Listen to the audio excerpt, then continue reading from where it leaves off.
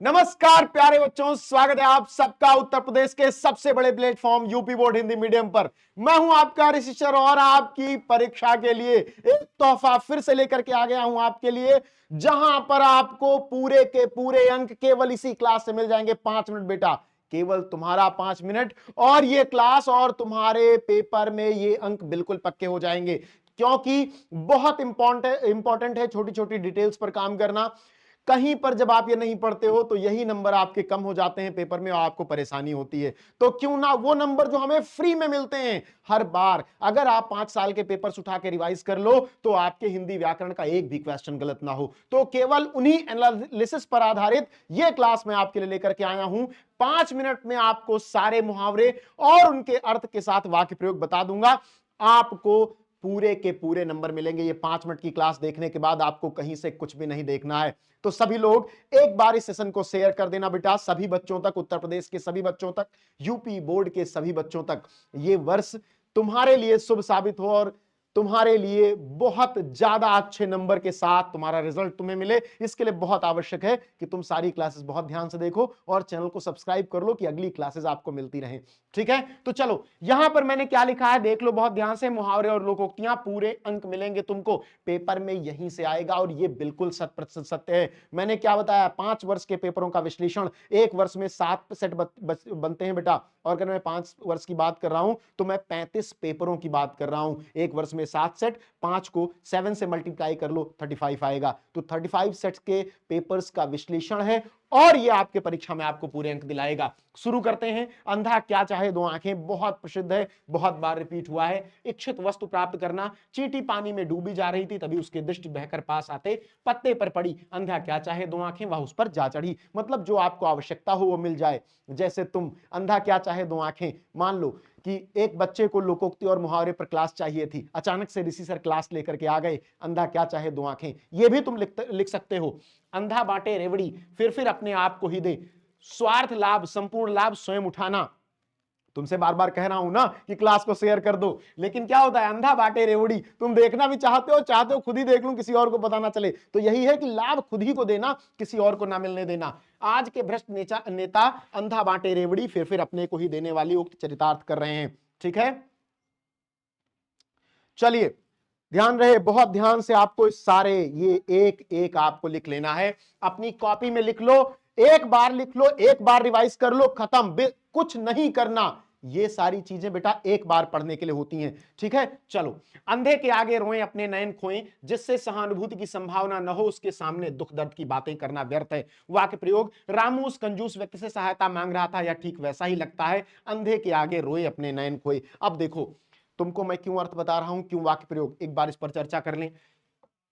एक नंबर अर्थ का मिलेगा, एक नंबर वाक्य प्रयोग, इसमें से जो नहीं करोगे उसका नंबर कट जाएगा। तो ये दोनों करना है, अर्थ लिखना है, वाक्य प्रयोग करना है। अक्ल बड़ी या भैंस, बचपन से सुनते ये मुहावरे आए हो, अक्ल बड़ी या भैंस, ये मुहावरा बचपन से सुनते आए हो, और इसका वाक्य प्रयोग और अर्थ यहां पर लिखा हुआ है। आधी तज सारी को धाये, आधी मिले न सारी पाए। तुम लोग क्या करते हो एग्जाम के टाइम पर, ठीक है, तुम लोग क्या करते हो, जो तुमने पढ़ लिया उसको रिवाइज नहीं करते, बल्कि नया नया पढ़ने की कोशिश करते हो, यही गलत है। आधी तज सारी को धाये, तुम सोचते हो जो पढ़ लिया तुमने उसको ना रिवाइज करूं बल्कि नया पढ़ लूं, और वहां पर क्या होता है, वहां पर आधी मिले ना सारी पाए, ना तुम्हारी आधी तुम्हारे लायक बचती है, ना पूरे पे तुम जा पाते हो, क्योंकि टाइम कम है। तो तुम्हें जितना पढ़ लिया उतना रिवाइज करने का समय है, लालच में सब कुछ समाप्त हो जाता है। अब यहां पर उसका वाक्य प्रयोग है, इसी प्रकार आप भला तो जग भला, अपनी नियत ठीक होने पर सारा संसार ठीक लगता है। यदि आपके मन में किसी के लिए पाप द्वेष नहीं है तो आप दूसरों के मन में भी पाप द्वेष नहीं देखोगे।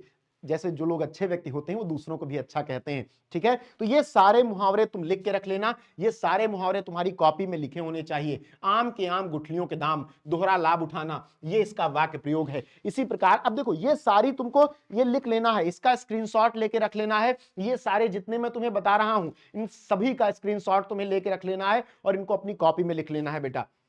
जैसे यहां आए थे हरिभजन को ओटन लगे कपास, किसी महान कार्य को करने का लक्ष्य बनाकर भी निम्न स्तर के काम में लग जाना। जैसे पूरे साल पढ़ो, उसके बाद नकल के भरोसे रहो, ये कोई बात होती है? तो ध्यान से पढ़ लो। ठीक है, इसका भी स्क्रीनशॉट ले लो। सबका वाक्य प्रयोग और अर्थ लिखा हुआ है। आसमान से गिरा खजूर पर अटका, एक विपत्ति से छूटकर दूसरी विपत्ति में उलझ जाना, उतर गई लोई तो क्या करेगा कोई, निर्लज्ज बन जाने पर किसी की चिंता न करना। अर्थ और वाक्य प्रयोग आपके सामने है।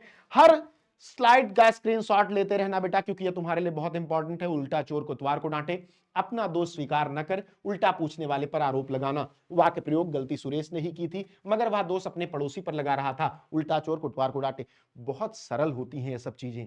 लोकोक्ति मतलब लोक में कही जाने वाली उक्ति, मतलब बात। और मुहावरा कोई भी एक लाइन जो बहुत बार रिपीट होने पर समाज में किसी बड़े अर्थ को प्रकट करती हो तो उसे मुहावरा कहते हैं।